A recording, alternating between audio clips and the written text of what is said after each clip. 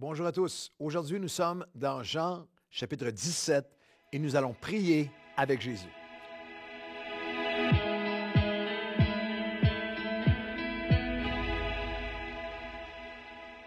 Bonjour à tous, bienvenue à votre café matinal. Nous sommes à 5 chapitres, incluant aujourd'hui à 5 cafés matinaux de compléter l'aventure, de compléter le pèlerinage qu'on a débuté ensemble pour avoir un café matinal par chapitre des 4 évangiles, 89 chapitres, 89 cafés matinaux que nous offrons à la francophonie, que nous offrons à vous, et on vous encourage à envoyer ça à tous vos contacts. On arrive à un chapitre formidable dans Jean, chapitre 17, un chapitre et on va se donner comme thème « Prier avec Jésus ». Parce que dans Jean 17, c'est un chapitre qui est solennel, qui est intime. C'est un chapitre qu'on regarde avec révérence parce que c'est un chapitre que c'est comme si nous étions avec Jésus dans sa chambre de prière. C'est comme si on priait avec lui, c'est comme si on tendait l'oreille et on l'écoutait prier. Nous pouvons tendre l'oreille à ce que Jésus, dans son incarnation, entièrement Dieu et entièrement homme, a prié son Père juste avant le tourbillon qui va être son arrestation, les différentes étapes de sa torture, de sa crucifixion, résurrection et ascension. Et là, on est là, c'est juste avant le grand tourbillon et on va entendre sa prière. L'apôtre Jean va nous donner ce qu'il a entendu Jésus prier à son Père. Vous savez, c'est une chose de connaître l'enseignement de Jésus et c'en est une autre de l'entendre nous le modeler. Dans Luc, modeler sa prière, c'est comme si on lisait et entendait sa prière. On regarde dans Luc chapitre 6, c'est comme si l'enseignement de la prière est dans Luc chapitre 6. Les disciples ont dit « Enseigne-nous comment prier ». Et Jésus a dit « Lorsque vous priez, vous direz ». Et là, il y a ces principes extraordinaires qu'on a appelés le Notre Père, mais qui sont des grands principes, pas être répétés de manière inlassable, mais un modèle de prière. Si Luc chapitre 6 est l'enseignement de Jésus sur la prière, Jean 17, c'est l'exemple. C'est l'incarnation, c'est lui qui prie. Vous savez, j'ai eu dans ma vie, et peut-être que vous aussi, sans doute plusieurs d'entre vous, vous aussi, j'ai eu plusieurs modèles de prière. Ce que je veux dire par là, des hommes et des femmes que de mes premières années comme jeune croyant à aujourd'hui, que de les entendre prier, m'ont appris à prier, m'ont inspiré, m'ont amené plus loin dans la prière. C'est quelque chose de très personnel, de très puissant d'entendre quelqu'un prier. Je pense à mon premier père spirituel, le pasteur Samuel Lecomte, que j'ai entendu des centaines de fois dans les temps de prière ensemble, l'entendre prier très tôt le matin, à chaque jour, même lorsque j'avais fait un stage d'été après ma première année de collège biblique, d'entendre mon pasteur prier, de prier avec David Wilkerson, avec des leaders sur plusieurs continents. Je peux dire à tous nos amis qui sont sur le continent africain, quel que soit le pays africain, nos frères, nos sœurs africains, c'est une des portions du corps de Christ africain, savent comment prier. Je me souviens d'un moment à Kinshasa, dans la cathédrale de Kinshasa, avec 8 à 10 000. C'était un océan d'hommes et de femmes, 8 à 10 000 pasteurs qui priaient. Et je me souviens d'un moment où toutes les voix montaient vers Dieu. Moi, j'étais étendu, le visage contre terre sur l'estrade, et j'avais eu cette pensée, c'est le son du ciel. Je suis en train d'entendre le son du ciel. Et plusieurs modèles de prière. J'aime cette anecdote véridique qui est tirée d'une biographie. Autour de 1880, l'évangéliste américain D.L. Moody avait eu l'opportunité d'aller entendre Charles Spurgeon, qui était pasteur à Londres. Et Spurgeon, on l'appelait le prince des prédicateurs. C'est un orateur extraordinaire. Ses sermons vivent encore jusqu'à aujourd'hui d'une manière tellement... c'était un orateur qui avait une capacité de communiquer la parole. Et Moody est excité. Il a dit, je vais aller à Londres et je vais entendre, disait à ses amis, je vais aller entendre Spurgeon prêcher. Et lorsqu'il est revenu, il était avec un groupe de pasteurs. Ils ont dit, et alors, est-ce que tu as entendu Spurgeon prêcher? Il a dit oui, mais ce qui m'a marqué le plus, c'est que j'ai entendu Spurgeon prier. Il y avait eu ce modèle de prière. Et Spurgeon lui disait dans sa biographie, dans son autobiographie, disait qu'à chaque visiteur, chaque équipe pastorale qui venait le visiter et qui demandait quelle est la source de la faveur qui était sur son Église à Londres, des milliers d'âmes qui ont été sauvées, de l'impact qu'ils avaient. Et il les amenait à un endroit qui était au fond, dans les sous-sols du temple à Londres, où il était pasteur, près d'une chambre de fournaise où pendant chacune des réunions, pendant toutes ces années de ministère, il y avait un groupe de femmes qui priaient. Puis il dit, c'est là qu'est la source de pouvoir, la source de toute la rivière d'eau vive qui va couler. Et c'est notre expérience, mon expérience à moi aussi, comme pasteur de Nouvelle Vie. Souvent, lorsque des gens se joignent à l'équipe pastorale ou se joignent à notre staff, à notre personnel, et viennent pour les premières fois dans nos temps de prière, dans nos ressourcements spirituels, au temps de prière, on a entendu plein de fois au fil des années le commentaire. On a été saisis par l'intensité, la passion, la repentance, l'humilité, le cri du cœur en prière devant Dieu. Ma maison sera une maison de prière, et c'est encore la prière qui est la source de toutes choses. Et dans Jean 17, c'est pas, je vais y aller très simplement, ce n'est pas un enseignement exhaustif sur chaque partie de la prière. Juste vous inviter à tendre l'oreille avec moi, puis on va écouter Jésus prier, et surtout, juste vous inviter à prier avec Jésus, de prier comme Jésus. Parce que lorsque nous prions avec Jésus, ou prions comme Jésus, nous prions avec assurance et avec action de grâce. Dans Jean 17, les premiers versets, après avoir ainsi parlé, Jésus leva les yeux. Leva les yeux au ciel et dit, Père, l'heure est venue, glorifie ton Fils, afin que ton Fils te glorifie, selon que tu lui as donné tout pouvoir sur toute chair, et qu'il accorde la vie éternelle à tous ceux que tu lui as donnés. Or, la vie éternelle, c'est qu'ils te connaissent, toi, le seul vrai Dieu, et celui que tu as envoyé, Jésus-Christ. Après avoir ainsi prié, Jésus leva les yeux au ciel. Lorsque nous prions comme Jésus, nous devons lever les yeux au ciel. Alors, je vais vous inviter aujourd'hui à lever les yeux. C'est plus qu'un geste physique. C'est littéralement cette dimension où je lève les yeux de tout ce qui est latéral, de tout ce qui est horizontal, de circonstances, des personnes, des voies humaines, et je lève les yeux vers la source qui est au-dessus de toute chose, vers le Dieu qui est tout-puissant, vers l'alpha et l'oméga. Souvent, nous disons, comme dans un appel à se recueillir, souvent nous disons à l'Église, lorsqu'arrive le moment de la prière, penchons nos têtes, mais ici, Jésus a levé les yeux. Parfois, ce n'est pas toujours le cas, mais parfois, lorsqu'on baisse la tête, lorsqu'on baisse les yeux, ça peut signifier honte, peur, culpabilité, intimidation. Je ne veux pas faire un contact visuel, mais les Juifs priaient en levant la tête et Jésus a levé les yeux. Je veux vous appeler aujourd'hui à lever les yeux. C'est une assurance, une confiance. Je m'approche vers celui qui a tout pouvoir. Tout pouvoir lui a été donné, comme on l'a lu, mais aussi avec action de grâce, parce que le verset 3 nous dit, nous venons avec action de grâce parce qu'il accorde la vie éternelle à tous ceux que tu lui as donnés, et aussi que la vie éternelle, pour ceux qui te connaissent, toi, le seul vrai Dieu, et ceux et qui connaissent celui que tu as envoyé, le Seigneur Jésus-Christ.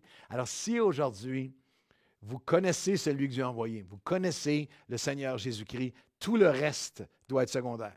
Tout le reste doit être, hey, il se passe toutes sortes de choses dans ma vie, mais je peux lever les yeux et je peux avoir une action de grâce dans mon cœur. Mon nom est écrit dans le livre de vie.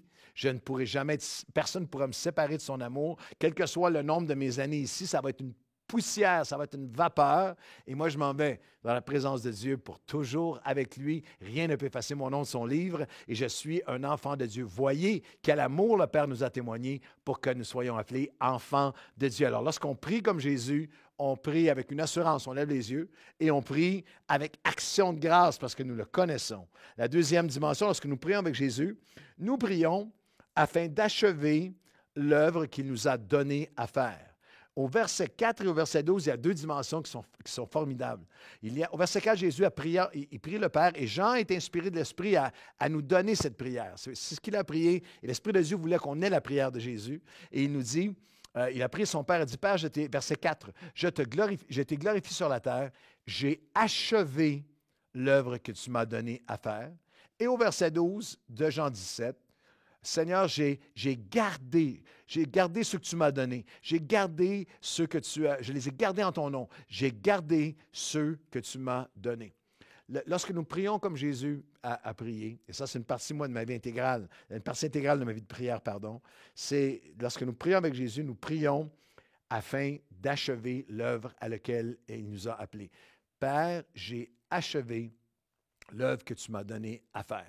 Que dans chaque saison de ta vie, tu as 18 ans ou tu en as 88, dans chaque saison de ta vie, il y a une œuvre que seulement toi sur la terre pouvais faire. C'est ton œuvre. Alors, c'est l'œuvre que toi, c'est l'impact que toi, tu dois avoir sur ta famille, sur les gens autour de toi, pour le royaume de Dieu, dans ton service, quelle que soit la saison. Il n'y a jamais une saison où la saison s'achève avec ton dernier souffle. Il n'y a jamais une saison où tu n'es pas appelé de Dieu à être en train d'accomplir l'œuvre de Dieu. Et moi, après 40 ans de ministère, cette année, c'est la 40e année de ministère à temps plein pour moi.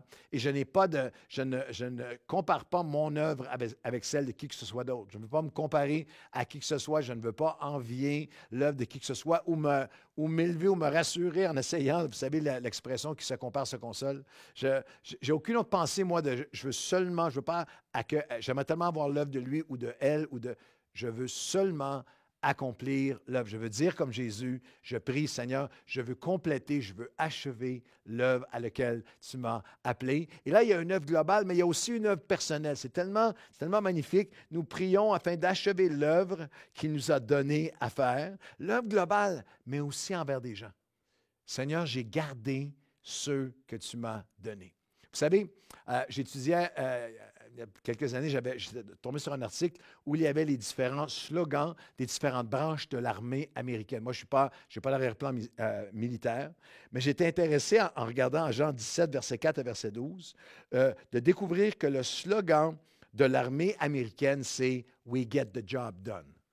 Nous accomplissons l'œuvre, comme Jésus et le slogan des Marines américains, c'est « We leave no one behind ». On ne laisse personne en arrière. Et ces deux slogans-là sont ceux que Jésus a priés. Et que dans ta vie, dans la mienne, je puisse prier, Seigneur, il y a une œuvre globale, mais jamais oublier les personnes, les gens. Je veux accomplir l'œuvre, we get the job done. Je veux, par ta grâce, ne laisser personne derrière, que les gens que tu m'as confiés, we leave no one behind. Prier avec Jésus, c'est prier afin d'achever l'œuvre qu'il nous a donnée à faire. C'est de prier avec une assurance, action de grâce, achever l'œuvre qu'il nous a donnée à faire. Prier avec Jésus, c'est lorsqu'on prie comme Jésus ou avec Jésus, nous prions en lui donnant accès à nos cœurs, à son œuvre de sanctification en nous. Toujours Jean 17. Et le verset 15 et même verset 16, il dit « Je ne prie pas de les ôter du monde et de les préserver du mal. Ils ne sont pas du monde comme moi, je ne suis pas du monde. Sanctifie-les par ta vérité, parce que ta parole est vérité. » De lui donner accès. Et au verset 19, il conclura en disant « Et je me sanctifie moi-même pour eux, afin qu'eux aussi soient sanctifiés par la vérité. Sanctifie-les au Père par la vérité, ta parole est vérité. » Lorsque nous prions comme Jésus, que ça fasse 1 an ou 40 ans que vous marchez avec Dieu, il doit y avoir une portion de ta vie de prière qui est « Seigneur, sanctifie-moi. Je suis dans ce monde, mais je suis appelé à être de ton royaume. Viens me sanctifier par ta parole. » Mon ami, il n'y aura jamais une saison de ta vie où il n'y a pas une sphère encore à sanctifier. Sanctifier dans mes pensées, dans mes paroles, dans mes motivations, dans mes actions, dans mon pardon, dans ce que je regarde, dans ce que j'écoute, dans ce que je passe sur mon écran, sur mon téléphone ou sur mon iPad. Si ta vie de prière n'a pas continuellement, cette notion, Dieu, nous sommes sanctifiés de manière positionnelle en Christ, mais nous devrons poursuivre cette sanctification dans notre vie de tous les jours. Est-ce que ça fait longtemps que tu n'as pas prié sincèrement? Seigneur, viens me sanctifier par ta parole. Seigneur, viens faire ton œuvre. Je te demande de venir me sanctifier par ta parole de vérité. Est-ce que tu lui donnes encore accès à te sanctifier? Accès à dire, non, ça, cette attitude était mal, cette colère était mal, cette rancune était mal, ces paroles d'envie, de jalousie, d'abaissement de quelqu'un, ces images que j'ai regardées, ces films que j'ai regardés, ces séries que j'ai regardées, ces choses qui ont passé sur mon ordi. Seigneur, avec mon argent, avec mon temps, Seigneur, lorsqu'on prie comme Jésus, on prie avec une assurance et action de grâce. On prie afin d'achever l'œuvre qu'il nous a donnée et on prie en lui donnant accès. Donne-lui accès à nos cœurs pour son œuvre de sanctification. Et nous prions, dernière pensée, pour être renouvelés dans son amour. Nous prions pour être renouvelés dans son amour au verset 21, afin que tu sois un, afin que tous soient un, comme toi, Père, tu es en moi, et comme je suis en toi, afin qu'eux aussi croient en nous, que le monde croit que tu nous as envoyés. Il dit au verset 23, moi en eux, toi en moi, afin qu'ils soient parfaitement un et que le monde connaisse que tu m'as envoyé et que tu les as aimés comme tu m'as aimé au verset 26, dernier verset. Je leur ai fait connaître ton nom, je leur ferai connaître afin que l'amour dont tu m'as aimé soit en eux et que je sois en eux. Si nous prions comme Jésus a prié, si nous prions avec Jésus dans la chambre de prière avec lui, si on prie comme lui veut que nous prions, nous allons toujours prier, Seigneur, viens me renouveler dans ton amour dans ma vie. Jésus, dans Jean 17, lorsqu'il prie pour ses disciples, et il prie pour nous, en fait, et il prie pour ses disciples, il rappelle que l'appel ultime, la seule façon ultimement que le reste du monde devrait, jusqu'à aujourd'hui au 21e siècle, discerner et découvrir qui nous sommes, que nous appartenons à Dieu, c'est par nos relations les uns avec les autres. C'est par une mesure, un niveau d'amour authentique, d'amour qui est pur, d'amour qui ne soupçonne pas le mal, d'amour qui veut le bien de l'autre, l'amour qui est humble, d'amour qui est dans l'affection, qui est dans l'attention, qui est généreux, qui est à la mesure d'amour. Alors, la seule façon que ton Église, que toi, que ta vie, que ton témoignage, que ton ministère peut avoir quelques réflexions de Christ que ce soit et représenter vraiment Dieu. Et c'est à l'amour que nous allons voir les uns pour les autres. Et dans le monde dans lequel nous vivons, comme toutes les époques ont eu cet appel, mais dans l'époque dans laquelle nous vivons, de division de société, de division générationnelle, de division profonde, de discrimination, de division dans le monde entier, et dans notre ville et dans ton entourage, il y a un peuple qui est appelé à être élevé par la main de Dieu, par l'Esprit de Dieu. Le fruit de l'Esprit, c'est l'amour. Il y a un peuple qui est appelé à refléter qui Jésus est par l'amour, que son amour en nous, notre amour manifesté les uns envers les autres, et le monde voit, et le monde verra que nous lui appartenons, qu'il est vivant, qu'il change des cœurs, qu'il donne une capacité de pardon les uns envers les autres, une capacité de grâce, d'acceptation, de non, il n'y a aucune place dans le cœur d'un croyant pour quelque discrimination, rancune, médisance, division, racisme ou idée ou préjugés, quel qu'il soit, mais à l'amour que vous aurez, à la mesure d'amour que vous aurez les uns envers les autres, ce monde va savoir que vous m'appartenez, que vous êtes mes disciples. C'est ce que Jésus a prié. Alors, dans la dernière minute, j'aimerais ensemble qu'on puisse s'arrêter et dire, Seigneur, nous allons prier comme tu as prié. Comme si on se mettait à genoux à côté de Christ, c'est le modèle qu'il nous a donné. Alors, nous prions ensemble aujourd'hui, Seigneur, nous voulons te prier avec assurance et avec action de grâce. Nous voulons aujourd'hui lever les yeux au-dessus de tout ce qui est arrivé, au-dessus de tout ce qui arrive, au-dessus de toutes les voix, au-dessus du tumulte. Nous levons les yeux vers toi et aussi avec action de grâce parce que nous te connaissons. Nous connaissons, Seigneur, nous te connaissons, Dieu, tu es le seul vrai Dieu et nous connaissons celui que tu as envoyé, Jésus-Christ, comme notre Seigneur, notre Sauveur. Alors, c'est dans l'action de grâce qu'on vient. Indépendamment de tout le reste, que je crois que, est-ce que ça a été répondu ou non, est-ce que mon nom est écrit dans le livre de vie. Je me réjouis, Seigneur, en toi. Je viens avec toi, devant toi, avec assurance et action de grâce. Je viens devant toi et je te prie encore une fois. Je veux achever l'œuvre que tu m'as appelé à faire.